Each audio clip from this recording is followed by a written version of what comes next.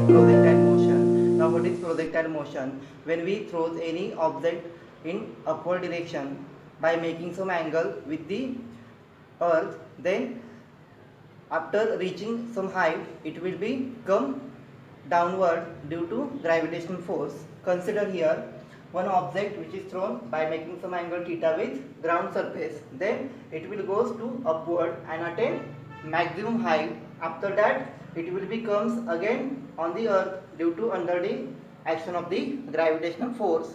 Such type of motion is called as projectile motion. There are number of examples.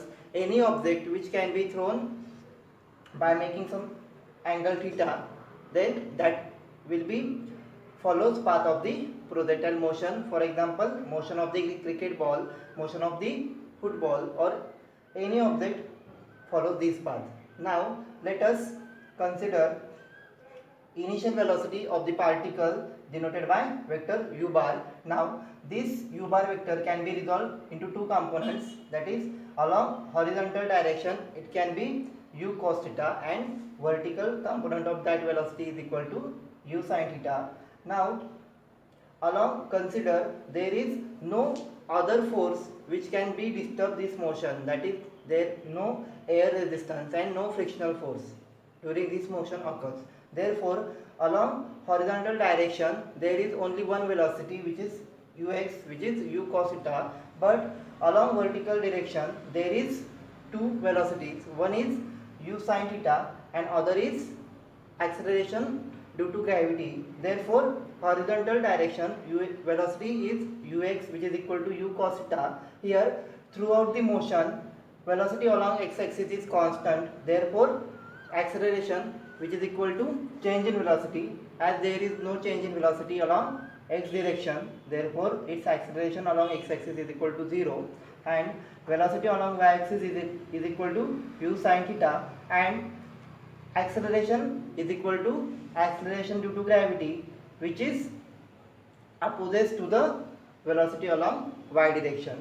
Now here total velocity along x direction is equal to u cos theta. We can give here equation number 1, and velocity along y direction is equal to u sin theta minus j into t. Now suppose when projectile or object attain its maximum height, at that time its velocity, vertical velocity is equal to 0. Note that vertical velocity of the particle, initial vertical velocity is maximum.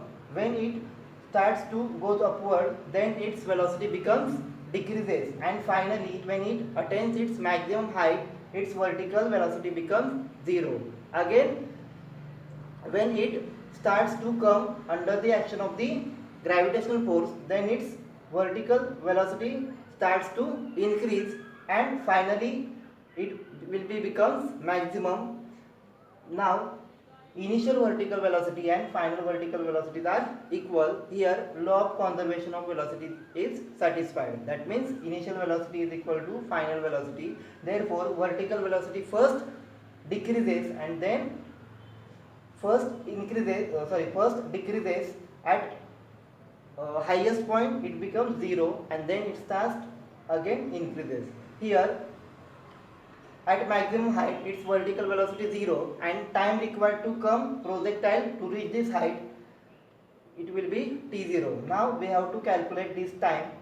Now for this case vy is equal to 0 and t is equal to t0. By substitute we can put these two values in this equation number 2, then we will get this equation 0 is equal to u sin theta minus g t0. Now this t0 is equal to u sin theta upon g. Now again consider this motion is symmetric motion, means time required to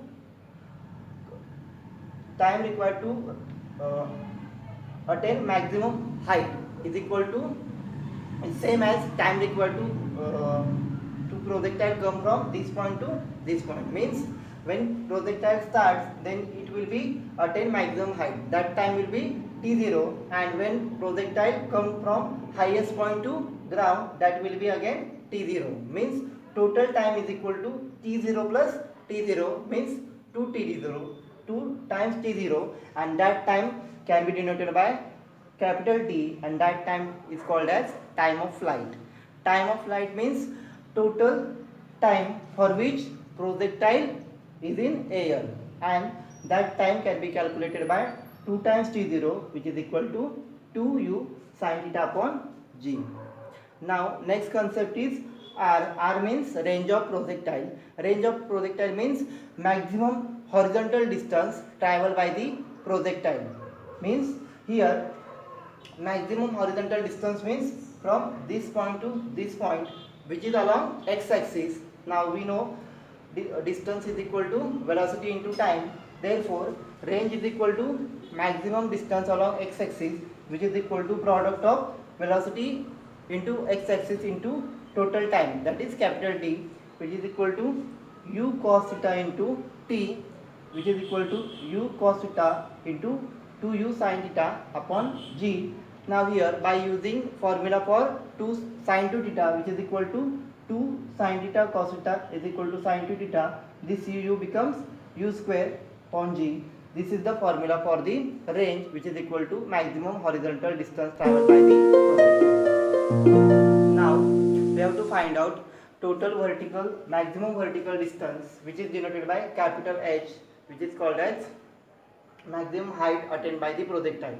When projectile attain maximum height, its corresponding time t is equal to t naught, which we have already calculated. Now consider velocity along x direction is u cos theta, velocity along y direction is u sin theta minus gt. We having already known. Now displacement along x direction is equal to integration. By integrating this value, we will get displacement along x direction, which is equal to u cos theta into t, and by integrating this equation we get displacement along y direction, which is equal to u sin theta t minus half gt square. Now we already obtained equation for the range, which is equal to maximum horizontal distance, which is equal to u square sin 2 theta upon g. Now we have to find out angle for maximum range. For maximum range, sin 2 theta will be is equal to 1. We know sin 90 degree is equal to 1. Therefore for that case 2 theta is equal to 90 degree and theta is equal to 45 degree. That means when angle between projectile and horizontal surface is equal to 45 degree, then in that case projectile will attains maximum horizontal distance. Now we have to calculate height for which, or maximum height attained by the projectile.